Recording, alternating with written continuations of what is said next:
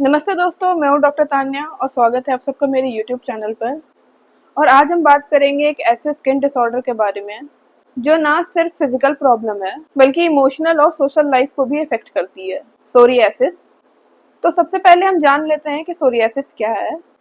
ये एक chronic skin disorder है जिसमें कि स्किन सेल्स जो होते हैं वो बहुत ही तेजी से मल्टीप्लाई करते हैं। नॉर्मली स्किन के सेल्स को 28 से 30 डेज लगता है रीजनरेट होने में, लेकिन सोरियासिस के कंडीशन में ये 3 से 4 दिन में ये प्रोसेस कंप्लीट हो जाती है।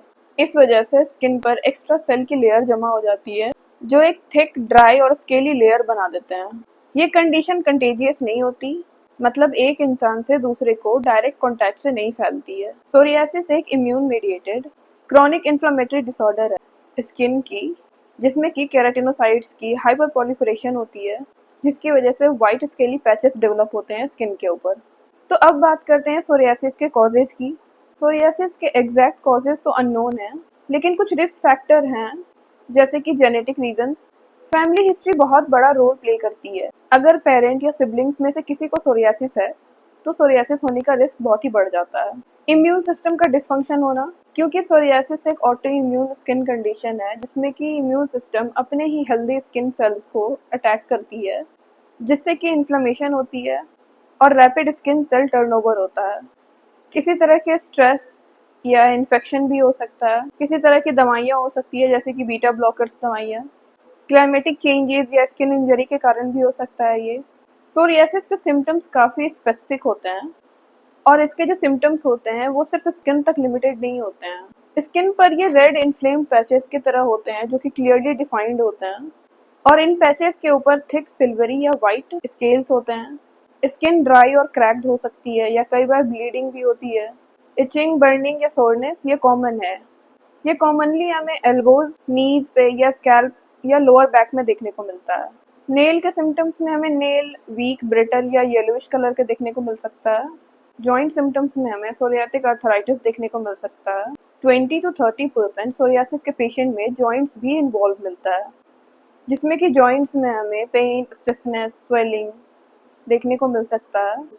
सोरियासिस अलग अलग टाइप्स या फॉर्म में प्रेजेंट हो सकते हैं, जैसे कि प्लेग सोरियासिस, ये सबसे कॉमन है और 80 to 90% केसेस में पेशेंट को प्लेग सोरियासिस ही हुआ होता है। इसमें रेड पैचेस देखने को मिलता है जिसके ऊपर वाइट या सिल्वरी स्केल्स होते हैं। दूसरी है गटेट सोरियासिस। ये मोस्टली यंग पेशेंट्स में बहुत ही कॉमन है। ये मोस्टली स्ट्रेप्टोकोकल थ्रोट इन्फेक्शन के बाद होती है और छोटे ड्रॉप शेप के रेड स्पॉट्स पूरी बॉडी पे फैल जाते हैं। थर्ड है इनवर्स सोरियासिस। ये हमें स्किन फोल्ड्स में देखने को मिलता है जैसे कि आर्मपिट हो या ब्रेस्ट के नीचे या ग्रोइन एरिया में। इसमें स्मूथ रेड पैचेस होते हैं और स्केलिंग बहुत ही कम होती है। फोर्थ है पुस्टुलर सोरियासिस। इसमें स्किन पर वाइट पुस्टल्स बन जाते हैं, यानी कि पस फिल्ड ब्लिस्टर जैसे होते हैं। ये बहुत ही पेनफुल होता है और एक रेयर कंडीशन है। फिफ्थ है एरिथ्रोडर्मिक सोरियासिस। ये सबसे सीवियर और लाइफ थ्रेटनिंग फॉर्म है सोरियासिस की। सोरियासिस सिर्फ स्किन तक लिमिटेड नहीं होती है। अगर इसका प्रॉपर ट्रीटमेंट ना किया जाए तो कुछ कॉम्प्लिकेशंस भी हो सकते हैं, जैसे कि सोरियाटिक अर्थराइटिस, जिसमें कि जॉइंट डिफॉर्मिटी भी हो सकती है। मेटाबॉलिक सिंड्रोम्स जैसे कि obesity, diabetes, high BP, cardiovascular disease हो सकता है क्योंकि क्रॉनिक इन्फ्लेमेशन की वजह से हार्ट अटैक भी हो सकता है। आई प्रॉब्लम्स में यूवाइटिस या कंजक्टिवाइटिस भी हो सकती है। दोस्तों, सोरियासिस का डायग्नोसिस मोस्टली क्लिनिकल एग्जामिनेशन के थ्रू होती है, यानी कि डॉक्टर आपके स्किन को देख के ही पहचान लेते हैं कि आपको सोरियासिस है या नहीं।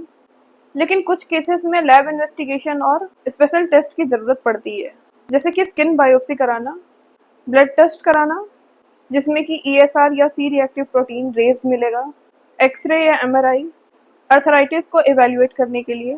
दोस्तों, सोरियासिस की सीवियरिटी को मेजर करने के लिए psoriasis area and severity index है। ये एक स्कोरिंग सिस्टम है जिसमें कि सोरियासिस के लीजन्स की रेडनेस, थिकनेस, स्केलिंग और बॉडी सरफेस एरिया का कैलकुलेशन किया जाता है। इसके पैरामीटर्स के 3 टाइप हैं। पहले पार्ट में बॉडी को 4 रीजन्स में डिवाइड किया जाता है, जिसमें कि हेड 10% पे होता है, अपर लिम्स 20% पे, ट्रंक एरिया 30% पे और लोअर लिम्स 40% पे। और हर रीजन के लिए 3 चीज़ों का ग्रेडिंग होता है 0 to 4 के स्केल पर: रेडनेस, थिकनेस और स्केलिंग। थर्ड पार्ट है एरिया इन्वॉल्वमेंट, जिसमें कि ग्रेडिंग होता है 0 से 6 के स्केल पर: 0 का मतलब होता है नो इन्वॉल्वमेंट और 6 का मतलब होता है 90 to 100%। और इन सब के कैलकुलेशन के बाद अगर स्कोर रेंज 0 आ रहा है तो इसका मतलब होता है सोरियासिस नहीं है बिल्कुल भी। और अगर स्कोर रेंज 10 to 20 के बीच में आ रहा है जिसका मतलब होता है मॉडरेट है। और अगर 20 से ऊपर आ रहा है इसका मतलब है सीवियर सोरियासिस है। होम्योपैथिक मेडिसिन जो कि बहुत यूजफुल है सोरियासिस के केसेस में, जैसे कि आर्सेनिक एल्बम, अगर ड्राई स्केली इरप्शन के साथ साथ बहुत ही सीवियर इचिंग या बर्निंग सेंसेशन हो रहा हो और ये स्पेशली रात को ज़्यादा हो रहा हो तो ये बहुत यूजफुल है उसके लिए। सल्फर, अगर सीवियर इचिंग के साथ साथ स्किन बहुत ही डर्टी या अनहेल्दी हो तो ये बहुत यूजफुल है उसके लिए। ग्रेफाइटिस, अगर स्किन बहुत ही थिक रफ हो जिसमें से अगर स्टिकी डिस्चार्ज हो रहा हो और ये स्पेशली स्किन के फोल्ड्स में हो तो ये बहुत यूजफुल है उसके लिए। अगर आपको ये वीडियो इन्फॉर्मेटिव लगा हो तो लाइक शेयर एंड सब्सक्राइब जरूर करें and thank you for watching.